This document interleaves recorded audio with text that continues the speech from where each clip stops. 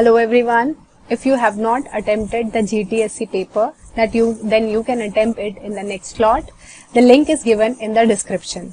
There is a workshop on Monday. Do not forget to attend it. We'll begin our analysis and solution discussion with the physics part. The first question is on the screen, which says, which of the following statement is incorrect? So that means you have to find the incorrect statement from the following given 4 statements. The first statement is, an anode is an electrode connected to the positive terminal of the battery. This is correct. This is correct. Anode is always connected to positive terminal of the battery, and similarly cathode is connected to negative terminal of the battery. Okay. Pure water is a poor conductor of electricity. This is also a correct statement because we know that pure water lacks the ions that are responsible for the flow of current. So that means pure water is a poor conductor. Coming to option C, electrolysis is used in refining of impure metals. This is also correct. Electrolysis is a process of refining the impure metals. The metals which are very highly reactive are refined by using the process of electrolysis. Coming to option number D, ions can have only positive charge. This is incorrect. This is incorrect. Why? Because ions can have positive as well as negative charge. Okay, so the answer to this question is option number D, because you are being asked what is the incorrect statement. Coming to the next question. The question is saying which of the following statements about the sound waves are correct. Okay, so we have to find the correct statement. The option number 1, A, sound waves are not affected by the medium through which it travels. This is wrong. Why this is wrong? Because we know that like if it travels in air, the molecules are very far away from each other, so it takes more time for sound to flow because the molecules are away from each other. But in solids, the molecules are tightly packed, the sound is going to move with a greater velocity. So this molecule composition, the medium in which it is traveling, it is playing a role in the speed of the sound. So that means it is affected. It is affected by the medium it travels through. Okay. Second option, option number B, sound wave travels faster in air than in liquid. This is wrong. Why? Because air, the molecules are far away from each other, so it will take more time for molecules to transfer this sound energy. But in case of liquid, comparatively the molecules are closer to each other, so the sound waves will travel with a faster speed in liquid than in air. Now coming to option number C. Sound waves travel faster in solids than in liquids and gases, as we have just discussed that in solids the molecules are very near or very tightly packed. So whenever a sound wave reaches here, it is going to come to this side because it takes very less or negligible time for it to flow through this body, which is a solid body. Okay. Let us see the option number D also. Sound waves cannot travel through a solid. This is absolutely wrong, because if I have a pen in my hand which is like solid, if I'll do this, we are able to hear the sound, so that means sound is able to travel in the solids. Okay, coming to the next question. Vijay went to an exhibition and there he saw a street artist. There was a street artist which was lying on the bed of nails. Let us just assume and just analyze this situation. Suppose this is a bed of nails on which the artist is lying. There is one artist who is lying here. The artist is here. The artist is lying like this. Okay. Now what happens? To his wonder, the person was not hurt at all. Vijay saw that the person was not hurt at all. Now the reasons why the artist was not hurt. We have to find the reason why the artist was not hurt. First option is, the nails were blunt and exerted less pressure. See, even if the nails were blunt, if they were blunt, then also like it is not given in the question whether the nails were blunt or not. So this option is like irrelevant because this type of information is not given to us. Okay. The magician can lie on the bed of nails, occupying a large area to lie down. Yes. We know that pressure is equal to force upon area.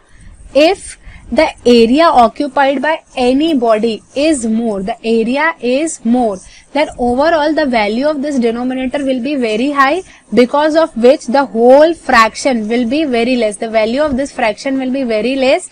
That means the pressure will be very less. So the pressure is less because why? The area is more. So the magician does not feel that much pressure because the area was more. So option B is correct. The magician on the bed of the nails occupies a larger area to lie down, because of which the pressure gets reduced. Okay, we can see the remaining options also.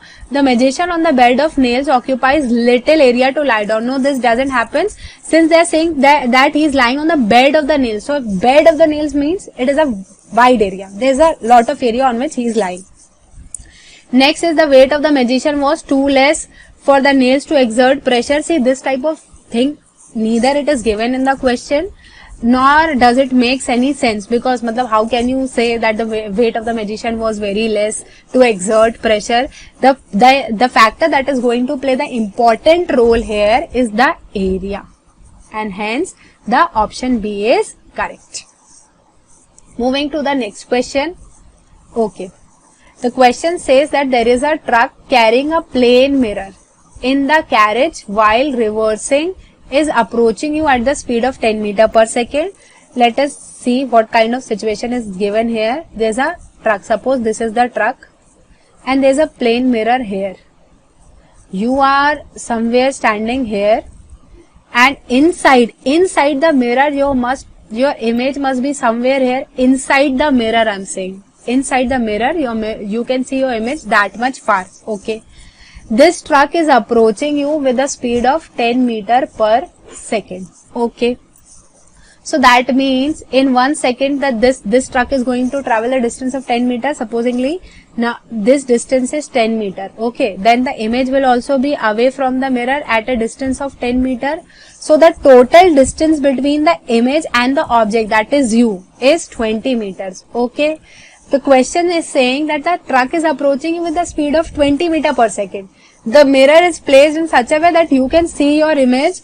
At what speed your image is approaching you? This is very easy. Since the truck is approaching at the speed of 10 meter per second, the image away from you is at the distance of 20 meter per second. So it will be approaching you with the speed of 20 meter per second. Sorry, centimeter per second. Here, everywhere it is centimeter. 20 centimeter per second. The answer to this question will be option number C, because here the concept of relative velocity comes into existence. Okay, that the image is approaching you with the speed of 20 centimeter per second, but the truck is approaching you with the speed of 10 centimeter per second. Moving to our next question. The question is saying that the pole stars appear to be stationary in all season. Then what can be the reason to this? First of all, let us see whether the pole star where it lies. This is Earth. Supposingly, it is the axis of Earth. Axis of rotation is like this. This is the axis of rotation, and this thing. Let me tell you where is this. Okay, this is the equator. This is suppose the equator. Okay. The pole star lies somewhere here, just above the North Pole. This is the pole star. Okay. The options that are given to us is, it does not rotate on its axis. No, this is not given to us, and it rotates. Okay. The second option is, so this option is wrong. It happens to lie on the axis of equator. This is again wrong. Why?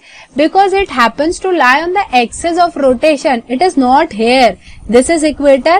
Pole star doesn't lie here. It doesn't lie on the axis of rotation of equator. Axis of equator. So this is wrong. The option number B is wrong. This option is wrong. Option number C. It happens to lie above the axis of North Pole of the Earth. Yes, this option is correct because it is lying just above the North Pole. Just see, if this is the axis of rotation of Earth, Earth is rotating like this. There is a point lying here which is the pole star. Okay. Now Earth, even if the Earth is rotating like this, will the position of the pole star going to change? No, because it is just lying above the axis of rotation of Earth. So option C is correct. Moving on to our next question.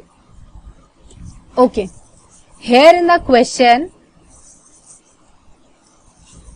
there is a coach with steel wheels. Okay, there's a coach with steel wheels and it is moving over. Wait a second. It is pushed to roll over on a steel. Okay. Then it will travel much more distance than a similar coach with rubber tires when pushed with the same force on the road. Okay. Which of the following reasons correctly explains the reason why rolling friction in the first case is lesser than in the second case? First, let us analyze this situation. Supposingly, these are the like steel rails. The coach, which is made up of steel wheels, is above it. It is moving on it. It is rolling on it. In the second case, the steel rails are there, but the coach having the tires of rubber in the second case. Okay. The question is saying that in case of the steel wheels, the rolling friction will be less, and in case of the rubber wheels, the rolling friction will be more. Then what can be the reason behind it? Okay. Let us see the first option. Deformity of rubber tires brings in additional sliding friction, and this is the correct answer also.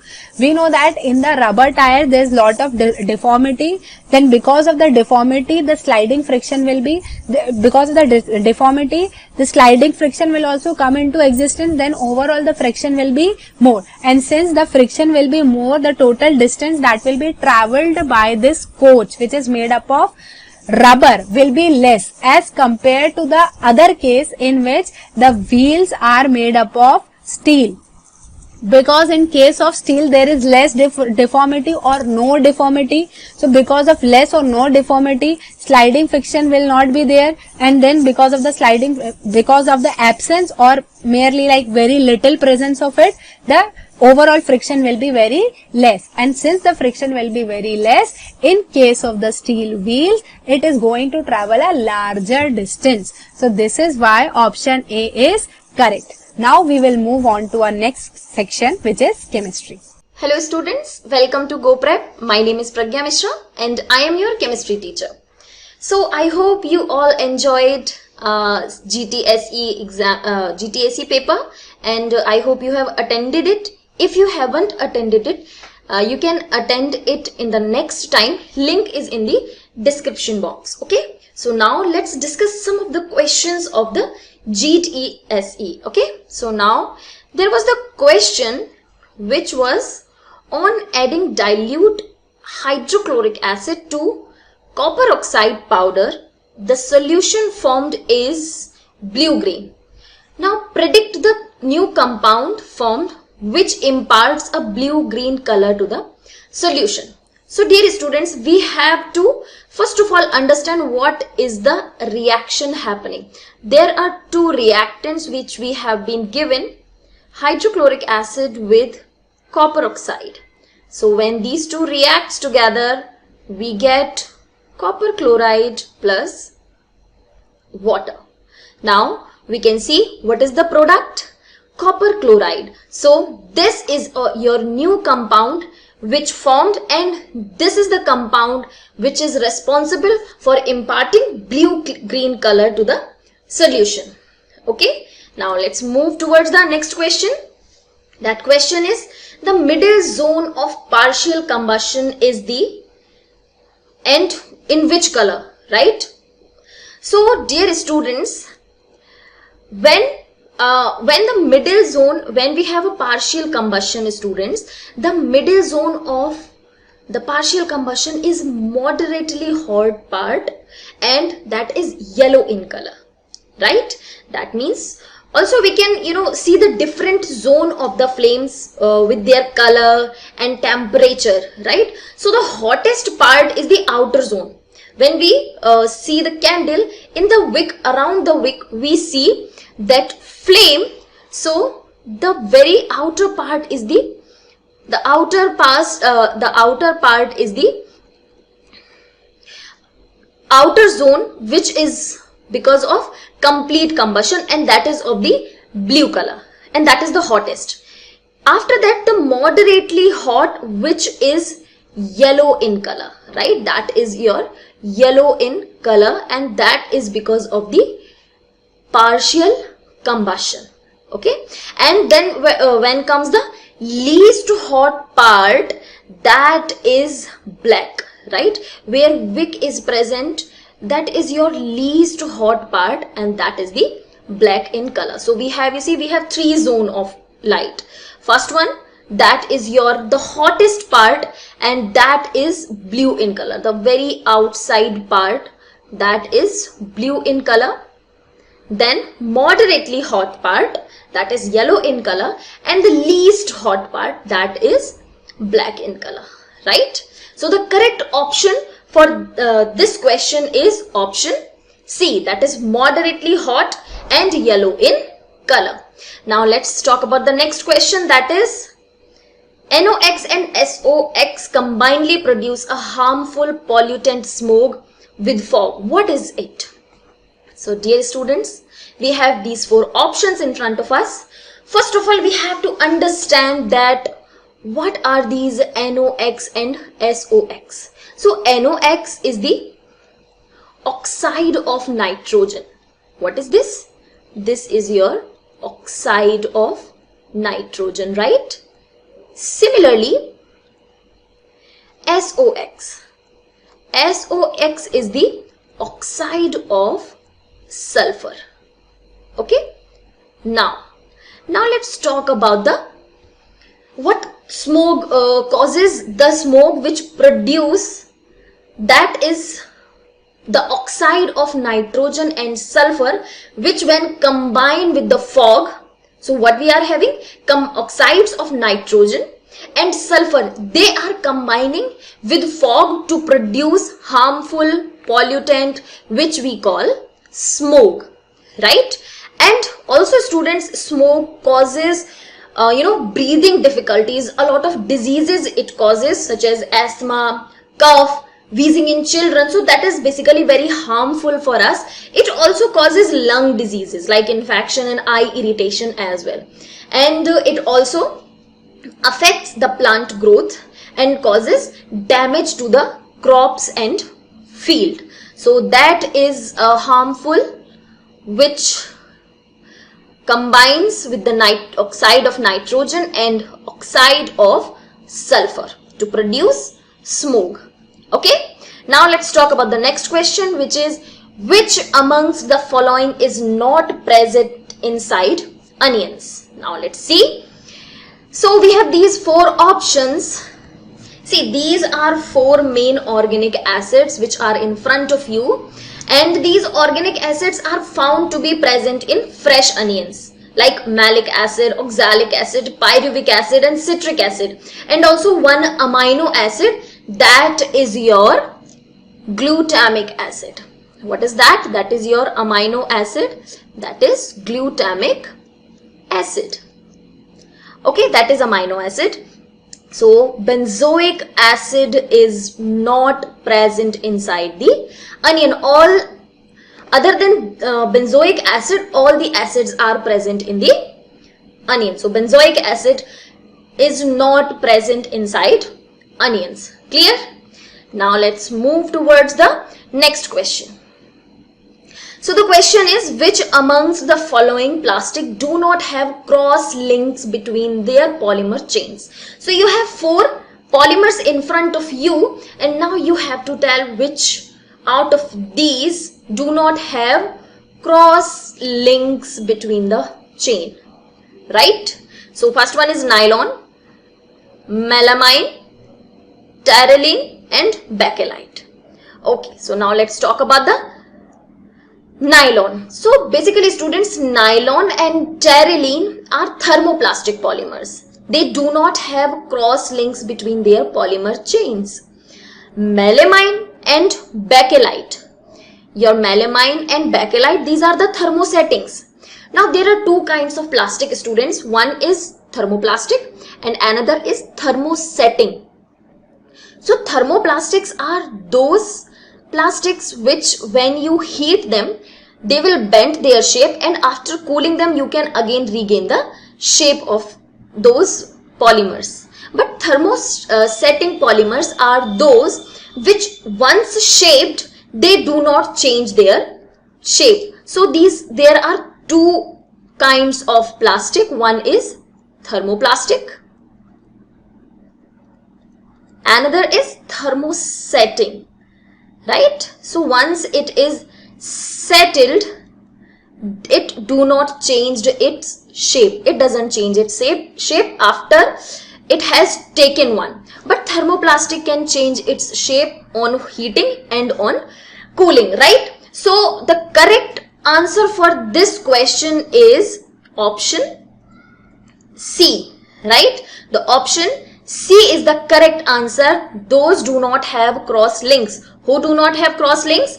Nylon and terylene. Melamine and bakelite have the cross links. Okay, all the thermosetting plastics will have cross links between the polymer chains. Now let's see next question. That is, a phenol formaldehyde polymer has been found to be having these qualities, and that is used for making combs, electrical switches, handles of utensils and computer disks. So what is that polymer, students? The polymer which is used for these purposes. So if you can recall, then bakelite is a phenol formaldehyde polymer, right? And it is a thermosetting plastic which possess the quality, and that because of that quality, it possesses actually the quality that once bakelite is, it is thermosetting plastic, so once it is shaped, it will not change its shape, right? So because of this property, this can be used for several purposes. In our home, we have electric switches which is made up of bakelite. Clear?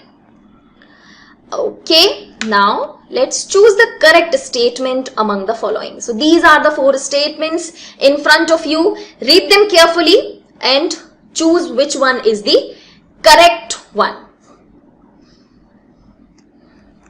So the very first, the substance which vaporize during burning do not give flame. Okay.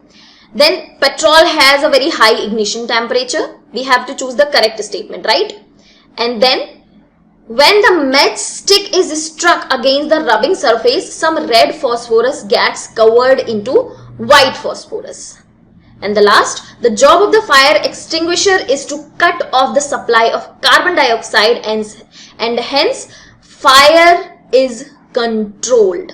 Now dear students, we have seen these 4 options in front of us. In these 4, only one is the correct one. So first of all, the substance which vaporize during burning, they do give flame. This is wrong. This is not the correct. They give flame. Okay. And then petrol has a very high ignition. Then petrol has a very high ignition temperature. So petrol has low ignition temperature, students. This is not the correct statement. Then we have, when the match is struck against the rubbing surface, some red phosphorus gets converted into white phosphorus. Yes, this is the correct option. Whenever you struck the matchstick on a surface, the red phosphorus which is present on the surface of the matchstick, that gets converted into white phosphorus, right? And last option is, the job of a fire extinguisher is to cut off the supply of oxygen, not carbon dioxide. Oxygen is responsible for burning or for fire. If you will cut off the supply of oxygen, then you can control the fire, right? So these 3 options are not correct. The correct one is option C. Now let's discuss the questions of biology. Thank you. Hey guys, so I hope you liked the questions this time, and I'm very sure that you enjoyed giving the test. Now let us try to discuss the biology questions that we were about to, right? So beta देखते हैं क्या क्या questions आए थे हमारे exam में? So who discovered the vaccine for small pox? आपको पता है बेटा वैक्सीन क्या होते हैं? डेड या वीकेंड पैथोजेंस जो हमारी बॉडी रिकॉग्नाइज करती है. It's not the thief, it's a photograph of the thief, ताकि हमारी बॉडी उसे रिकॉग्नाइज करके उसके खिलाफ फाइटर प्रोटीन्स बना ले. सबसे पहले हमारे वैक्सीन बनाने वाले थे mister Edward Jenner. So the correct answer for this is A. Next question बेटा, लैक ऑफ इंसुलिन. आपको पता है बेटा इंसुलिन का काम क्या होता है? इंसुलिन का काम होता है ब्लड ग्लूकोज को रेगुलेट करना बेटा. द ब्लड ग्लूकोज, आपके ब्लड में ज्यादा ग्लूकोज नहीं होना चाहिए. It has to be a perfect combination, right? तो 92 या 180 तक मानते हैं, 100 180 तक इस रेंज में होना इज ओके. अगर ज्यादा ब्लड ग्लूकोज होता है तो इंसुलिन उसे घटाने की कोशिश करता है. अगर ये इंसुलिन नहीं कर पाया, अगर इंसुलिन आपके ब्लड ग्लूकोज को नहीं घटा पाया, दैट इज डायबिटीज बेटा. एक तरह का diabetes happens because of this. So the correct answer was A, diabetes. बेटा goitre is iodine deficiency. Vision loss can be because of vitamin A की डेफिशिएंसी. अनीमिया की बात करें बेटा तो ये आयरन की डेफिशिएंसी के कारण हो सकता है. तो बेटा the correct answer was A, diabetes. Easy था ना ये? थोड़ा सा बस दिमाग लगाना था. नाउ वैक्सीन्स बेटा, वैक्सीन्स क्या हैं? जैसे कि अभी मैंने बताया, आप रियल चोर को नहीं लाओगे, आप चोर की फोटोग्राफ को जाके पुलिस को दोगे. तो बेटा vaccines are the weak pathogens या उनके टुकड़े, छोटे से पार्ट जो आपके बॉडी में सिम्टम्स लेकर नहीं आएगा, वो आपको बीमार नहीं करेगा, बट वो आपकी बॉडी को बता देगा कि भाई ये पैथोजन आ सकता है, और आपकी बॉडी क्या करेगी? उसके खिलाफ एंटीबॉडीज बना देगी. तो वैक्सीन्स आर बेटा वीकेंड पैथोजन, पैथोजन को वीक किया हुआ है. किलिंग एजेंट्स को हम एंटीबायोटिक्स कहते हैं. ठीक है, चलो अगला question. Microbes can increase the fertility of soil. Which of the following microbes have one such role? Now यहाँ पे सबसे ज्यादा कंफ्यूजन मुझे भी पता है आपको किसमें हुआ होगा, राइजोपस और राइजोबियम. बेटा राइजोपस जो है वो ब्रेड मोल्ड है ना? ब्रेड के ऊपर अगर आपको ब्रेड को बहुत समय तक बाहर छोड़ दो तो उसमें ग्रीनिश स्ट्रक्चर जो आ जाता है बेटा, वो राइजोपस है. राइजोबियम जो है बेटा एक बैक्टीरिया है जो लेग्यूमिनस प्लांट्स जैसे दाल, उनके रूट्स में रहता है बेटा, और उनके रूट्स में रह के क्या करता है? नाइट्रोजन फिक्सेशन करता है. जो एटमॉस्फेरिक नाइट्रोजन है, एटमॉस्फेयर में जो हमारा नाइट्रोजन है उसको कन्वर्ट कर देता है एब्जॉर्बेबल फॉर्म में, ऐसे फॉर्म में जो आपके प्लांट के रूट्स ले सकें, एब्जॉर्ब कर सकें. तो करेक्ट आंसर बेटा था B, that is rhizobium. Next question. Human beings, cow, dog, hen, horse, pig, सारे के सारे मैमल्स हैं, राइट? सिवाय हेन्स बेटा, राइट? तो आपको पता है दे ले एग्स बेटा. Okay, so they lay eggs. We are viviparous, we give rise to our young once.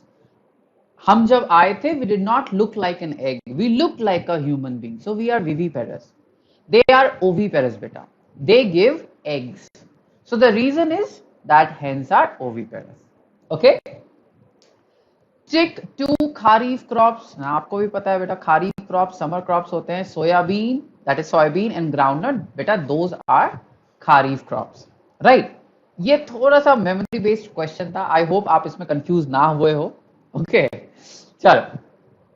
Weeds, ना आपको पता है weeds they are unwanted plant, वो प्लांट्स जो आपने लगाया नहीं था, किसी अदर रीजन की वजह से वो आपके फील्ड पर आ गए. और आपको पता है वीड्स का प्रॉब्लम क्या है बेटा? They start competing. आप पानी दोगे वो वीड्स भी लेगा, आप न्यूट्रिएंट दोगे वो भी वीड्स कंज्यूम करेगा. तो आप जो भी चीज प्लांट्स के लिए रखना चाहते थे वो चीजें वीड्स भी कंज्यूम करेगा. So they are unwanted plants which increase the competition for your crops. Okay, so guys, with that we are done with the bio part. Now maths part अब आपका discussion start होने वाला है. I'm very sure you are gonna like it. So maths के paper का discussion. This is your friend Gaurav Sharma. तो maths के paper को देखते हैं यार, कितना मुश्किल है, कितना आसान है. बहुत आसान है यार, बच्चों ने फोड़ के आए होंगे. चलो देखते हैं इस पेपर को, बड़े अच्छे से देखते हैं. तो हमारा जो मैथ्स का पेपर है इसमें जो पहला क्वेश्चन है हमारा, ये पहला क्वेश्चन है base of a triangle, right angle triangle होना चाहिए ना। हाइट और बेस की बात तो तभी होती है, फिर राइट एंगल ट्राइंगल होना चाहिए। तो एक राइट एंगल ट्राइंगल का मान लिया बेस होगा कुछ b होगा, हाइट होगी कुछ h होगी, तो जो बेस है वो 4 टाइम्स हाइट है। बहुत बढ़िया, यही बोला है ना। और क्या बोला है कि एरिया जो है वो क्या है 50 मीटर। ठीक है, तो हमें क्या एरिया क्या बताता है, हाफ बेस इनटू हाइट। ठीक है, तो यहां से कैन वी सी की यार ये इस 2 से ये 50 भी कैंसिल हो जाएगा 25। We can see H square क्या आ गया 25। वी कैन सी एच क्या आ गया, एच क्या आ गया, एच आ गया हमारा 5 और बेस क्या हो गया 4 इंटू एच मतलब 20। It's answer must be C. Most of the बच्चों ने कर दिया होगा यार ये क्वेश्चन, पक्का विश्वास है हमें। ठीक है, let we go for the second question. ठीक है, सेकंड क्वेश्चन पे जाते हैं। एक पॉलीगन के 27 डायगोनल्स हैं। अब 9th के हिसाब से ये थोड़ा सा अच्छा क्वेश्चन है ना। 9th के बच्चों के लिए अभी उन्होंने परम्यूटेशन एंड कॉम्बिनेशन नाम का एक टॉपिक आता है 11th में, काउंटिंग प्रिंसिपल। ठीक है, तो उससे ये बहुत आसानी से हो जाता है, तुरंत सॉल्व हो जाता है ना। ऐसे बोलते हैं NC2 माइनस n डायगोनल है। ठीक है, बट 9th के बच्चे कैसे करेंगे, 9th के बच्चे ना एक बार एक पैटर्न बनाएंगे, काउंट करेंगे चीजों को। ठीक है, पहले वो देखेंगे कि यार स्क्वायर में कितने डायगोनल होते हैं 2, फिर वो देखेंगे पेंटागन में कितने डायगोनल होते हैं। ठीक है, 1 2 3 कितने पॉसिबल डायगोनल है। ठीक है, ये भी पॉसिबल है, ये भी पॉसिबल है, 5 हो रहे हैं। ठीक है, इसी प्रकार से वो हेक्सागन में देखेंगे। ठीक है, तो एक पैटर्न बनाएंगे और उस पैटर्न में वो ऑब्जर्व करेंगे यार हर बार ना n(n-3/2 डायगोनल्स आ रहे हैं। ठीक है, और इस पैटर्न से ये नंबर ऑफ डायगोनल्स होते हैं किसी भी n साइडेड पॉलीगन्स में, याद रखिए। ठीक है, किसी भी पॉलीगन में अगर n साइड है तो ये नंबर ऑफ डायगोनल्स होते हैं। ठीक है, अब इसके प्रूफ भी है यार। ठीक है, परम्यूटेशन एंड कॉम्बिनेशन से, बट प्रूफ पे अभी हम नहीं जा सकते, बहुत आसान सा है यार।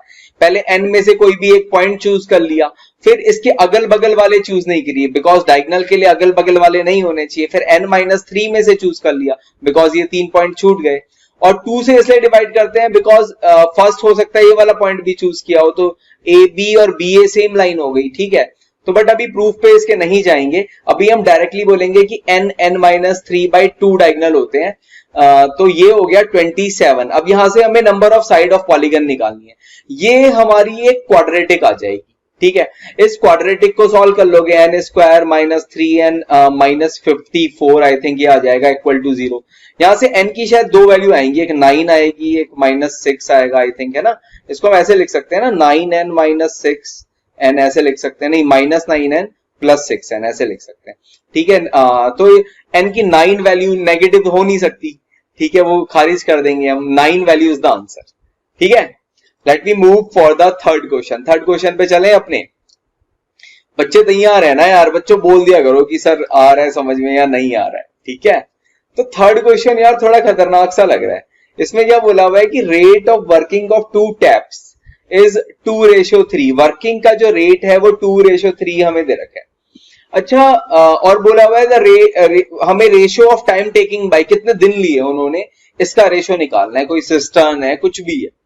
ठीक है, अच्छा एक बात क्या हम याद रख सकते हैं कि जो भी हमारा we can say number of days to taken into work, ये रेसिप्रोकल होता है, ये रेसिप्रोकल होता है रेट ऑफ वर्क के। ठीक है, या आप ऐसे बोल लो कि इनवर्सली प्रोपोर्शनल है रेट ऑफ वर्क के।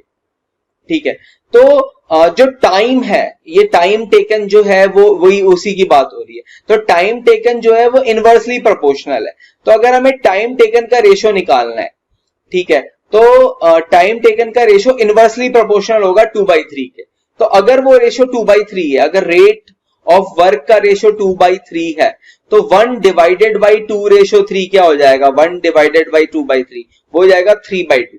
तो आंसर होगा हमारा 3/2, आंसर होगा हमारा 3/2। ठीक है, ठीक है, ये रेट वाला चैप्टर थोड़ा सा एक बार देख लीजिएगा आप, है ना, आसान सा ही चैप्टर है ये। क्वेश्चन नंबर 4 पे हम आ जाते हैं। 52 कार्ड्स हैं हमारे भाई, है ना, 52 पत्ते हैं। खेले ताश कभी, है ना, मतलब एज अ मैथमेटिशियन खेल लिया करो, बट और कोई कुछ नहीं। ठीक है, एक्चुअली प्रोबेबिलिटी इन्वेंट भी ऐसे ही हुई है ताश के पत्तों से। हमारे पास्कल सर और फॉर्मेट साहब ने द थ्योरी ऑफ चांसेस इसी से दी दिया। तो बताओ ब्लैक कितने कार्ड होते हैं? ब्लैक होते हैं हमारे कुल मिला के 26 होते हैं ना ब्लैक, 26 ब्लैक होते हैं, 26 रेड होते हैं, ऐसे ही होता है। और उन 26 में से हमारा अब ब्लैक कौन कौन से होते हैं, मतलब 13 के सूट्स होते हैं। तो वी कैन से हम ऐसे बोलते हैं ना, लाल पान, काला पान, ठीक है, काला पान जिसे हम क्लब भी बोलते हैं, और चिड़ी बोलते हैं हम, है ना, जिसे हम स्पेड भी बोलते हैं, ठीक है। तो ब्लैक एक्चुअली 6 के कुल मिला के कितने पत्ते होते हैं? 6 होते हैं, 4 पत्ते होते हैं, वी कैन से 4 कार्ड्स होते हैं 6 के, जिसमें से 2 कार्ड जो होते हैं वो ब्लैक होते हैं, और 2 कार्ड जो होते हैं वो क्या होते हैं? वो रेड होते हैं, ठीक है। तो कुल मिला के ब्लैक 6 कितने हो गए पूरी पत्तों में, 52 पत्तों में 2। तो प्रोबेबिलिटी क्या होता है? नंबर ऑफ फेवरेबल आउटकम्स, 2 ही पत्ते हो सकते हैं ब्लैक 6 के, over total number of outcomes. तो 1/26 must be the answer, B must be the answer. सही बात है ना यार। चलो नेक्स्ट क्वेश्चन पे मूव करते हैं। ये भी अच्छा सा क्वेश्चन है। सरकमफ्रेंस दे रखा है circular base of a cylinder का। सरकमफ्रेंस क्या होता है? 2πr करते चलते हैं। ये हो गया 44, आर क्या हो गया? 44, रेडियस क्या आ जाएगी सिलेंडर बेस की, ठीक है, 44 डिवाइडेड बाई 2π। तो 2 से ये हो गया 22। अब पाई भी क्या होता है? 22/7, ये 22 भी कैंसिल, R7 आ जाएगा यार सॉल्व करके, ठीक है। R7 आ गया, और हाइट दे रखी है, कितनी दे रखी है? 15। वॉल्यूम क्या होता है? वॉल्यूम हमें पता होता है πr²h, यही पता होता है ना भाई वॉल्यूम के बारे में। तो ये आ गया πr, कितना आ गया था? 7 का स्क्वायर, h कितना है? 15, ठीक है, हो गया 22/7, 7 square into 15। Pardon my hand writing, ठीक है, मेरी हैंड राइटिंग के लिए माफ करिएगा मुझे, ठीक है। तो इसको कैलकुलेट कर लेते हैं यार, है ना। मैं थोड़ा सा यहाँ पे गायब होके कैलकुलेट कर लेते हैं इसे, ठीक है। थोड़ा सा मैं अपने आप को गायब कर लेता हूँ, फिर कैलकुलेट कर लेते हैं इसे। जी अरे अगले क्वेश्चन में पहुंच गया, तो नहीं, गायब होने की वैसे जरूरत नहीं। यहाँ पे आ गया 22 इंटू 7 इंटू 15। अच्छा, हमें क्या होता है, हमें क्या पता होता है कि 15 सत्ते 105, और 105 गुणा 2 210। एक तरीके से 210 गुणा 11 करना है। अब 0 तो लास्ट में आएगी, 11 गुणा 21 इज लाइक 231, इन दोनों का सम बीच में आ जाएगा, 2310। D must be the answer, ठीक है। क्या इतना समझ में आ रहा है? डी आंसर होगा पक्का। नेक्स्ट क्वेश्चन पर चलें जल्दी से। Okay, let we move. So next question पे आ जाते हैं। नेक्स्ट क्वेश्चन क्या है यार हमारा? नेक्स्ट क्वेश्चन है हमारा कि हमारे 100 selling pen, on selling 100 pens, wow. एक मैन को सेलिंग गेन होता है सेलिंग प्राइस ऑफ 20 पेन्स, तो गेन परसेंट क्या है, ठीक है। तो इसमें हम वेरिएबल लेट कर करके इस क्वेश्चन को करते हैं, ठीक है, साथ मिलके करते हैं, है ना। तो हमने सबसे पहले लेट कर लिया, let X be the cost price, ऐसे मान सकते हैं। फिर ऐसे बोल सकते हैं कि जो सेलिंग प्राइस है, मान लिया सेलिंग प्राइस ऑफ 100 पेन्स, अगर x कॉस्ट है तो सेलिंग प्राइस ऑफ 100 पेन्स क्या हो जाएगा? 100 इंटू एक्स, ठीक है। और गेन प्राइस क्या हो जाएगा? Gain price of 20 pens, gain price of 20 pens क्या हो जाएगा? वो हो जाएगा हमारा 20x, ठीक है। अब हमें एक छोटी सी बात पता है क्या? कॉस्ट प्राइस क्या होता है? कॉस्ट प्राइस होता है सेलिंग प्राइस माइनस गेन, ठीक है, यही होता है ना। तो यहां से कॉस्ट प्राइस यही होगा ना यार, तो ये हो जाएगा 80x, 100x माइनस 20x। तो हमें एक और बात पता है, गेन परसेंट हमें निकालना है, ये होता है gain multiply 100 by cost price, यही होता है। तो जो गेन है एक्चुअली, गेन प्राइस जो है हमारा यहाँ पे ना, गेन प्राइस, तो गेन प्राइस है हमारा 20x और ये है 80x, और अपॉन इनटू में क्या आ जाएगा? 100, ठीक है। तो यहां से क्या हो जाएगा? 20 4 टाइम्स चला जाएगा ना, तो 25 आ रहा है यहाँ पे। आंसर बी हो जाएगा यार इसका, ठीक है, आंसर बी हो जाएगा। इसके लिए थोड़ा सा आपको ये थोड़ा सा ये गेन सेलिंग ये वाली टर्म्स आनी चाहिए, ठीक है। Let me move to the next question.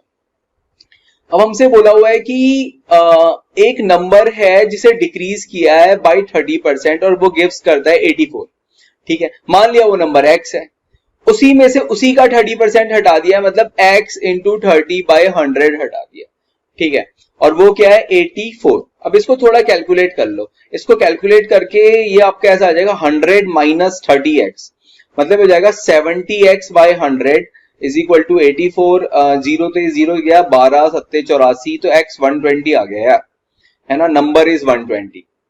ठीक है, 30% पर सेंट का मतलब ये होता है 30 पर 100। ठीक है, x में से उसी का 30% हटा दिया जी। Let me move to the next question. Factorise अगर हमें करना है ऐसे, तो फैक्टराइज कैसे कर सकते हैं? 21 क्या होता है? 7 और 4, जैसे हम लिख सकते हैं 7 माइनस 3x माइनस 21, बिल्कुल लिख सकते हैं। तो ये x प्लस 7 वहां से माइनस 3 x माइनस 3, यार यही आ जाएगा। इसको फैक्टराइज कर लेंगे सभी बच्चे, b इज द आंसर। ठीक है, b आंसर हो जाएगा। अब इसमें ये तो सबसे सिंपल क्वेश्चन है, a minus B into A plus B, क्या पता होता है हमें? A square minus B square.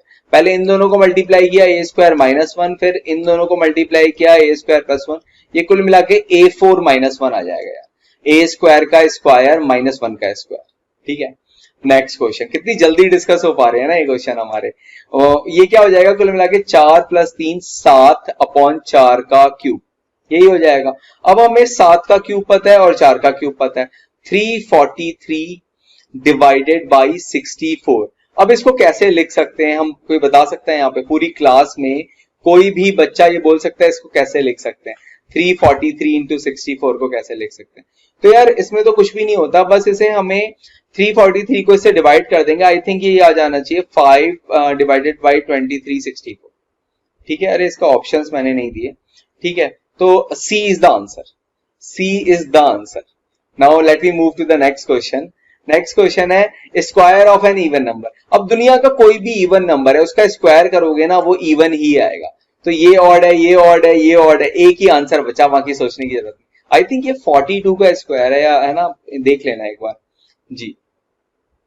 अब ये आता है कि what number should -2 divided by 3 का पावर -3, इससे कौन सा नंबर डिवाइड करें? कौन सा, जब भी कौन सा बोल दिया तो लेट से x डिवाइड करें, कि क्या आ जाता है 4/9 की पावर -2 आ जाता है। ठीक है, तो इसको आप ऐसे लिख सकते हो, 1 माइनस तो बाहर ही आ जाएगा, क्यूब है, 1/2/3 का cube divided by x is equal to 4/9 का पावर -2। मतलब जब भी माइनस में पावर होता है, इसको थोड़ा सा सही से करते हैं, है ना, ऐसे नहीं करते, थोड़ा जल्दी से अच्छे से करते हैं, इतनी भी जल्दी क्या है। जब भी माइनस में पावर होता है तो हम उसे उल्टा लिख सकते हैं, हम इसे ऐसे लिख सकते हैं 3³ और माइनस बाहर है, डिवाइडेड बाई x, x नीचे है, और ये हो जाएगा 9/4 का स्क्वायर। ठीक है, x उधर चला जाएगा, और 4 स्क्वायर से यार ये 2³ है, तो 16 और ये 8 है, तो यहां पर 2 बचेगा, और ये 27 है, 81 है, तो यहां पर 3 बचेगा। सही बात है, तो x एक्चुअली माइनस का 2/3 आ रहा है ना इसमें, मतलब b must be the answer, पक्का b आंसर आ जाएगा। थोड़ा सॉल्व कर लेना। अब ये क्या है, इसको x मान लेते हैं ये तो कितना सिंपल है, x डिवाइड में तो x यहाँ पे आ जाएगा, और ये 4/3 और ये माइनस का 5/2 डिवाइड में आ जाएगा, तो -5 ऊपर 2 ऊपर। ठीक है, आई थिंक माइनस का 8/15 आ जाना चाहिए। इससे आसान क्वेश्चन नहीं होगा, इससे आसान क्वेश्चन नहीं होगा भाई। सो ये थोड़ा ठीक क्वेश्चन लग रहा है।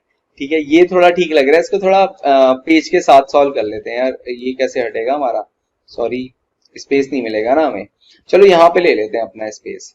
तो ये क्वेश्चन कैसा है, ये ऐसा क्वेश्चन है, इसको थोड़ा सा अगर हम ऐसे फिगर बना लें, एक पैरेललोग्राम है, मान लिया कोई भी पैरेललोग्राम है ABCD। ठीक है, तो इसमें क्या बोला हुआ है कि किसी एक वर्टेक्स से हमने मान लिया यहाँ पे A वो B वो वर्टेक्स है, जिससे दोनों में क्या डाले हैं, एल्टीट्यूड्स डाले। यहाँ पर भी एल्टीट्यूड डाल दिया, और ये एल्टीट्यूड जैसा लग नहीं रहा है, तो इसे थोड़ा सही बना देते हैं। ठीक है, और यहाँ पर भी एल्टीट्यूड डाल दिया, तो एक ऑब्ट्यूज एंगल आएगा। मान लिया ये वो ऑब्ट्यूज एंगल है, इसका नाम रख दिया, क्या नाम रख दिया, x नाम रख दिया मान लिया। ठीक है, नहीं ये नहीं, सॉरी, ये x अल्टीट्यूड है, तो 90 डिग्री है यार, मेरा दिमाग खराब हो गया, 90 डिग्री है, और ये भी क्या है, 90 डिग्री है। ठीक है, और बोला है कि ऑब्ट्यूज एंगल का जो अपोजिट एंगल है, जिस वर्टेक्स से हमने खींचा है, ये एंगल 30 डिग्री है। तो ये कुल मिला के अगर हम इसे नाम दे दें, मान लिया कुछ भी नाम दे दें, EF नाम दे दें, तो व्हाट वी कैन से कि DFBE ये एक क्वाड्रिलेटरल है। इस क्वाड्रिलेटरल में सब सम क्या होगा, 360 होगा सारे एंगल्स का। तो x है एक, ठीक है, थोड़ा साफ साफ लिख दूं यहाँ पे, ये 90 डिग्री है, राइट एंगल है, x है, और 90 कितनी बार आ रहा है, 2 बार आ रहा है, और एक बार क्या आ रहा है, 30 आ रहा है। तो यहां से x की वैल्यू आ जाएगी 90 90 180 माइनस हुआ 180 180 minus 30 150। 150 must be the answer. क्या सही है सभी बच्चों के लिए? आसान है क्वेश्चन की नहीं है? Now let we go for this question. ये तो यार फेवरेट क्वेश्चन होगा बच्चों का, है ना? क्रिकेट खेलते होंगे बच्चे, मैंने भी बहुत खेला है भाई बचपन में, और भी स्पोर्ट्स खेला करो यार, फुटबॉल, बैडमिंटन वगैरह। तो 120 रन बनाए 90 बॉल पे, ठीक है? टोटल 120 रन बनाए हैं भाई ने। तो उसने बोला है कि जो 120 का 20% है वो तो क्या है, वो चौके हैं। तो एक फोर्स कितने हैं एक बार देख लेते हैं। फोर्स से कितने रन बने? रन बाय फोर्स, और इसका 20%, मतलब 20%, सेंट मतलब 100, ठीक है? ये जीरो गया, ये जीरो गया, ये आ गया 24। तो 24 रन बने हैं। तो नंबर ऑफ फोर कितने हो गए? नंबर ऑफ फोर्स हो गए 24 डिवाइडेड बाई 4, 6, ठीक है? सिमिलरली रन बाय 6 कितने हो जाएंगे? छक्कों से कितने रन बने हैं? छक्कों से बने 30% ऑफ 120, ठीक है? वही 30 इंटू 120 बाई 100%। अगेन ये 12 3 36। तो नंबर ऑफ 6 कितने हो गए? Number of 6, very pardon my hand writing, माफ करिएगा मेरी हैंड राइटिंग के लिए, बहुत जल्दी जल्दी कर रहा हूं मैं। तो नंबर ऑफ 6 हो गए 36 बाई 6, ठीक है? मतलब 6, और क्या बोला हुआ है? और सिंगल रेस्ट 50%। तो 50% ऑफ 120 कितना हो गया? 50% ऑफ 120 हो गया 60। तो 60 रन और 60 सिंगल्स हुए होंगे, ठीक है? तो कितनी डॉट बॉल प्ले हुई हैं? सोचो 90 बॉल्स हैं। तो 90 बॉल्स में क्या क्या होगा? जिन बॉल में छक्के पड़े नंबर ऑफ 6, और क्या होगा? प्लस जिन बॉल में चौके पड़े number of force, plus number of singles, ठीक है? 60 होंगे वो, प्लस डॉट बॉल्स, यही तो निकालना है हमें। अब सिंगल कितने हैं? 60, फोर कितने आए? 6, ये कितने आए? 6। तो डॉट बॉल कितनी आ जाएंगी? ये 90 है। अब 90 में से सोचो 72 माइनस करना है, तो डॉट बॉल आई थिंक 18 आनी चाहिए। 18 आ रही है 90 में से कितने? 18 ही आ रही है ना यार, ठीक है? 60 माइनस हुआ 30, 30 में से 12 माइनस हुआ 18, 18 must be the dot balls. यही होना चाहिए ना आंसर, फाइनल 18 होना चाहिए जी। तो मान के चलते हैं कि सभी बच्चों को थोड़ा थोड़ा भी समझ में आ रहा है। Let we move for the next question. अब ये सही है, ये बिल्कुल सही है। इनकरेक्ट बताना है, ध्यान से देखना, कभी कभी हम सोचते हैं करेक्ट बताना है। ये सही है, ये भी सही है, ये सही है, ये भी सही है, ये गलत लग रहा है। सी आंसर है यार इसका, है ना?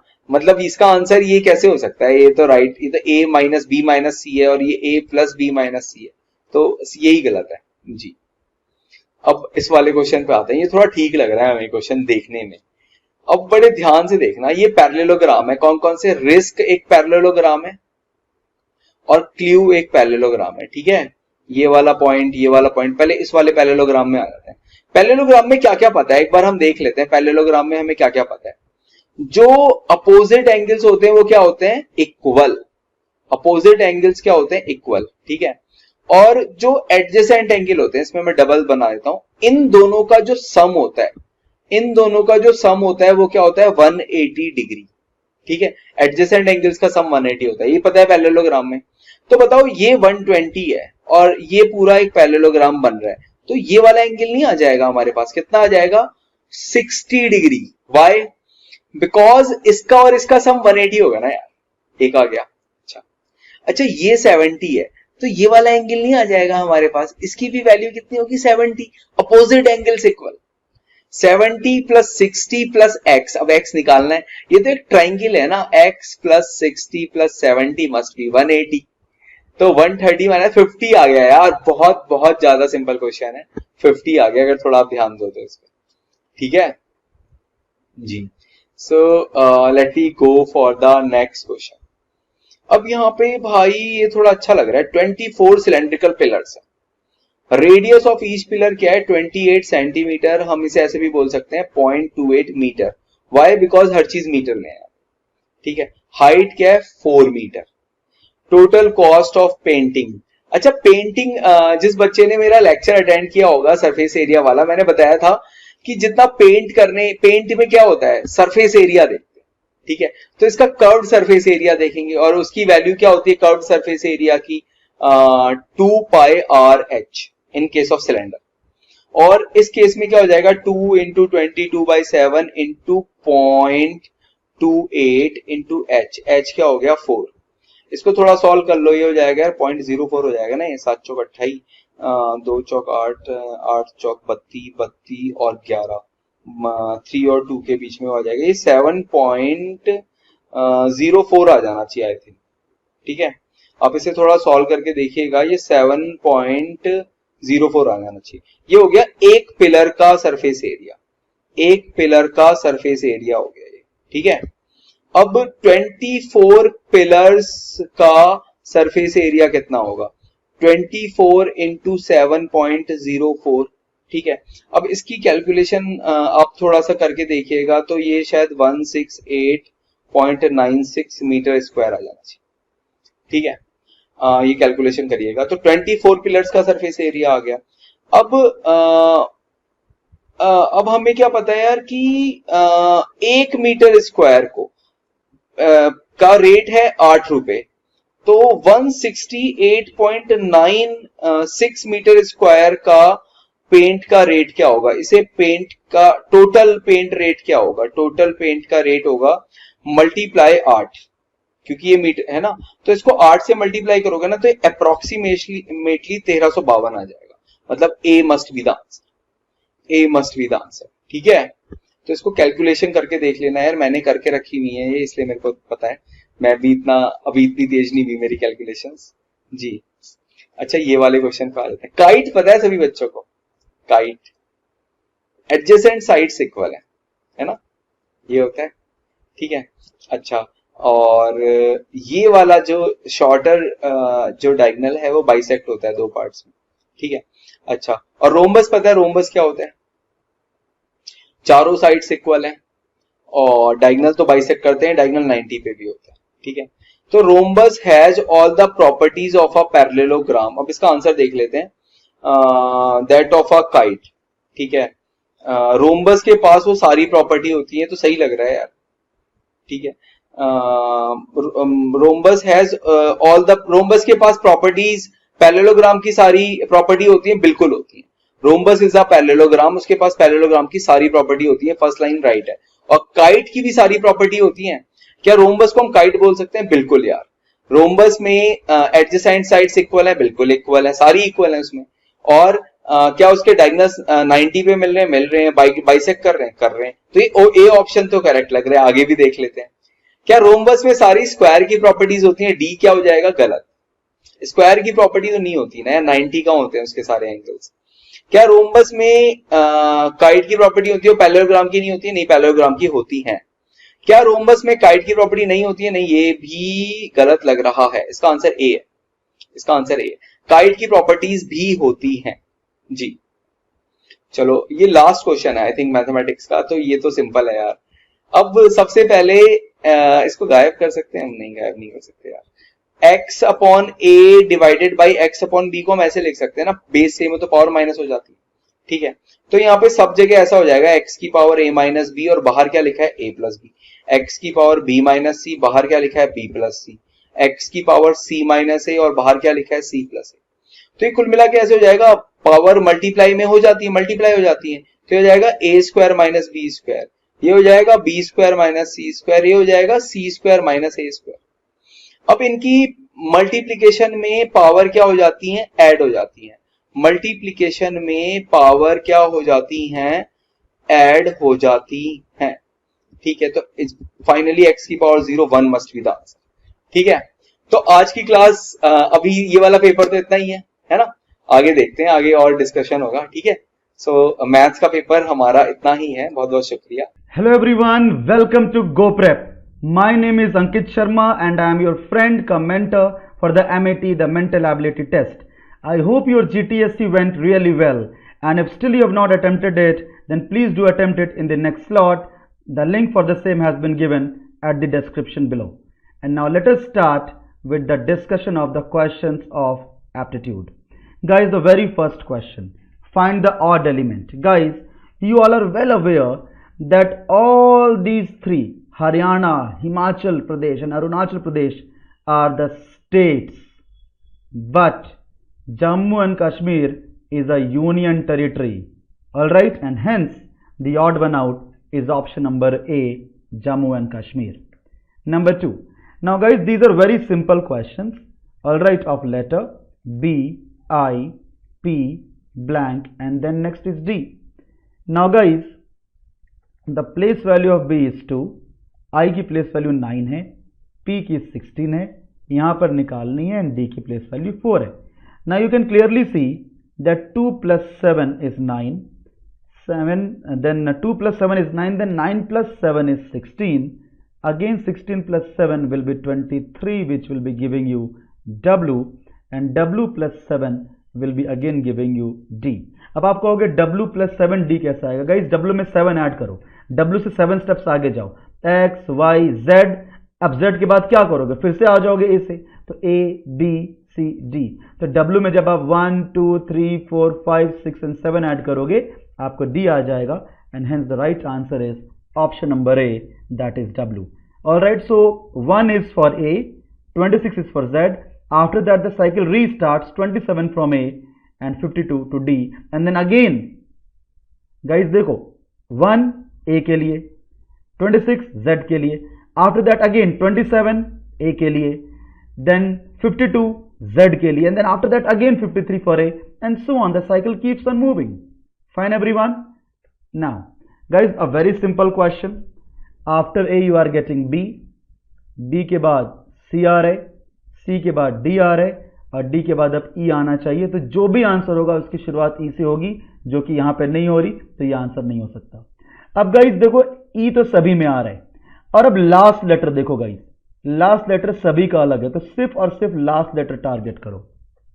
U plus 1 is V, V plus 1 is W, W plus 1 is X, and X plus 1 is Y.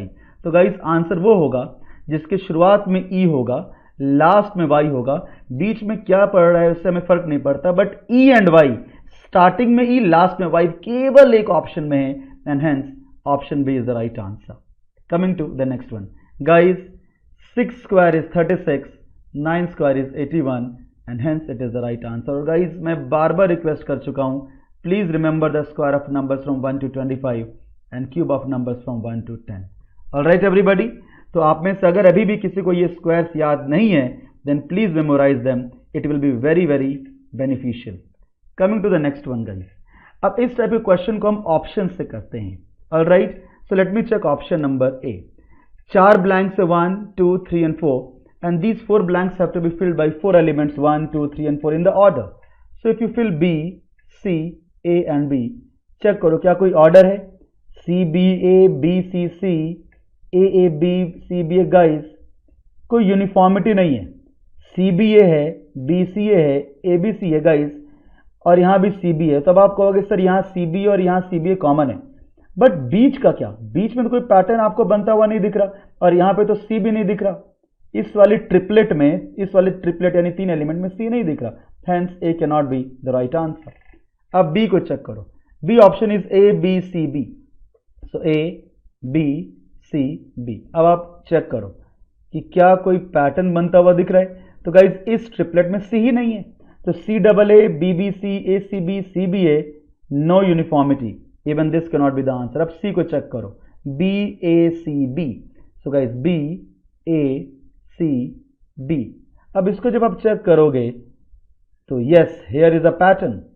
Guys ये C, B, A है ना, सो C comes at the right and. ये C, B, A है, and hence C comes at the right end. तो अब ये क्या हो जाएगा? B, A, C. Now B moves at the right end, तो क्या हो जाएगा? A, C, B. Now A moves at the right end, तो क्या हो जाएगा? C, B, A. And hence this is the right answer. अब आपको ऑप्शन D चेक करने की जरूरत नहीं है. Coming to the next one. Now guys, how many triangles are there in the following figures? अब आप इसको अगर मैनुअली कैलकुलेट करोगे या काउंट करोगे, it will B time consuming, right? तो समय बचाने के लिए मैं आपको डायरेक्टली फॉर्मूला बता दे रहा हूं, n into n plus 2 into 2n plus 1 by 8. So guys, ऐसा कोई भी क्वेश्चन आए, अगर ऐसे कोई भी क्वेश्चन आए और आपको नंबर ऑफ ट्रायंगल्स कैलकुलेट करना हो, तो आप इस फॉर्मूले का यूज करो, where n is equal to the number of horizontal lines. तो यहां horizontal lines कितनी है? 1, 2, 3 and 4. So place 4 through out over here. तो क्या मिलेगा, 4 इंटू 4 प्लस 2 6 इंटू 9 बाई 8। सो 4 2 जा 8, 2 3 जा 6, और ये क्या आ जाएगा 27, and hence the answer to this question is 27। Guys जो भी फॉर्मूला मैं बताऊं उसको केवल और केवल उसी टाइप या उसी के जैसे सिमिलर क्वेश्चंस पे लगाना। फाइन, यानी आप इस फॉर्मूले को ऐसी जगह लगा सकते हो जहां पे हॉरिजॉन्टल लाइन एक कम हो और फिगर केवल और केवल यहीं तक हो, उसमें भी लगा सकते हो। फिगर केवल यहां तक हो तो भी लगा सकते हो। फिगर अगर इससे और थोड़ी सी बड़ी हो जाए और सिमिलर फिगर हो वहां भी लगा सकते हो। Fine, next.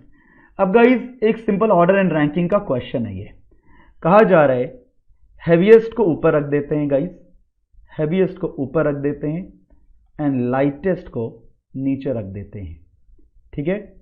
And now let us see guys, कहा जा रहा है Q is heavier than P, Q is heavier than P but lighter than U, ठीक है। Q is heavier than P but lighter than U। Now R is lighter than P but heavier than S। तो guys question तो solve हो गया, question तो solve हो गया। अब देखो Q is heavier than P but lighter than U, R is lighter than P but heavier than S. Who is second heaviest? Guys, second heaviest is Q, and hence the answer is option number A, that is Q is the second heaviest. Next, guys, dismay is to joy, tend is to what? Guys, dismay का क्या मतलब होता है? Guys, what is the meaning of dismay? Dismay means a concern or distress caused by something unexpected. आपने किसी चीज की उम्मीद नहीं की थी और वो हो गया इन नेगेटिव सेंस, कुछ बुरा हुआ, तो उसको कहते हैं डिसमे। कंसर्न और stress caused by something unexpected. Joy is just the opposite, Joy is a feeling of great pleasure and happiness. तो डिसमे का एंटोनिम है जॉय। तो गाइस टेंड का एंटोनिम क्या होगा, तो इसके लिए टेंड का मीनिंग जानना होगा। So guys tend means to be inclined towards someone और समथिंग, कोई ऐसी आइडिया या किसी व्यक्ति के प्रति इंक्लाइंड रहना, to be inclined towards someone और समथिंग। और इसका ठीक एंटोनिम अपोजिट हो जाएगा इग्नोर। रिग्रेट का मतलब पछतावा होता है, नेग्लिजिबल का मतलब माइनस, स्पॉइल का मतलब खराब करना। Ignore is proper answer which can be marked over here. Fine everyone, आगे बढ़ते हैं। नाउ गाइस इस टाइप के क्वेश्चन का प्योरली ऑप्शंस के हेल्प से करते हो। कैसे? 24 गिवन है यहां पर, 24, 4, 5, 17 एंड 13। अब गाइज यहां पे देखो थ्रू आउट यहां पे मल्टीप्लीकेशन फिक्स्ड है, तो मल्टीप्लीकेशन का क्या मतलब है, इक्वल्स टू, तो 5 एंड 7 के बीच मल्टीप्लीकेशन फिक्स्ड है। अब गाइज आप यहां पे चेक करो, ऑप्शन ए चेक करो, ऑप्शन ए यहां पे इक्वल्स टू दे रहा है यानी डिवाइड, यहां पे ग्रेटर देन दे रहा है, ग्रेटर देन का मतलब प्लस, यहां पे भी प्लस दे रहा है, प्लस का मतलब माइनस। और अब बॉडमास रूल लगा दो। जब आप बॉडमास रूल लगाओगे तो पहले ये करोगे 24 डिवाइडेड बाई 4 इज 6 प्लस 5 11, और यहां पे क्या आएगा 17 माइनस 13 4। क्या ये बराबर होते हैं? नॉट एट ऑल, इसलिए ऑप्शन ए आंसर नहीं होगा। तो बस आपको इन्हीं को अप्लाई करना है एंड चेक करना है। Now let us check option number B. यहां पे ग्रेटर देन का सिंबल है, ग्रेटर देन का मतलब होता है प्लस। यहां सब सिंबल्स के मीनिंग देख लो, प्लस का मतलब होता है माइनस। अब गाइज यहां पे क्या सिंबल था, यहां पे प्लस का सिंबल था which stands for minus. Solve करो, BODMAS rule, 24 plus 4 28 minus 5 is 23 which is not equal to 4। Fine everybody, clear? ये चीजें क्लियर हैं? So 24 plus 4 is 28 minus 5 is 23 which is not equal to 4 and hence even this cannot be the right answer. अब guys आ जाते हैं next option पे, option by option check कर लीजिए। Alright, it will be slightly time consuming. Guys equals का मतलब यहां पर हो जाएगा divide. Alright, so guys equals का मतलब यहां हो जाएगा divide. Fine everybody, then greater than का मतलब हो जाएगा प्लस, देन यहां पे भी ग्रेटर देन है, इसका मतलब हो जाएगा प्लस। अब जब इसको आप सॉल्व करोगे, सो BODMAS rule 24 by 4 6 plus 5, 6 plus 5 it will be 11. Guys, 6 plus 5 it will be 11. It is not equal to 30. It is not equal to 30 and hence even this can not qualify to be the answer, and hence अब आपको पता चल चुका होगा कि answer इसका क्या होगा. D is the right answer guys. D इसका राइट आंसर है. मैं आपको बता भी दे रहा हूं क्यों डी राइट आंसर है. Plus stands for minus, less than stands for multiply and plus stands for minus. अब जरा आप इसको यूज करो. बॉडमस रूल से पहले मल्टीप्लाई होगा 20, तो 24 minus 20 is equal to 4, and yes, 4 is equal to 4. So left hand side is equal to right hand side, and that is why this is the right answer. Fine everybody? All right. And now guys, coming to the next question. अब यहाँ पे कहा गया है that jungle is coded as UJNGEL. Then how will banded BANDID be coded? ठीक है guys, तो आप कैसे कोड करोगे? देखो इनका इंटरचेंज हो रहा है, this is as it is, this is as it is, इनका इंटरचेंज हो रहा है. तो गाइस यहाँ पे इनको इंटरचेंज करो A and B, these two will be as it is, and इनको इंटरचेंज करो ID. तो गाइस क्या हो जाएगा? ABNDID, ABNDID, and that is the required answer. And hence with this we have come to end of the session.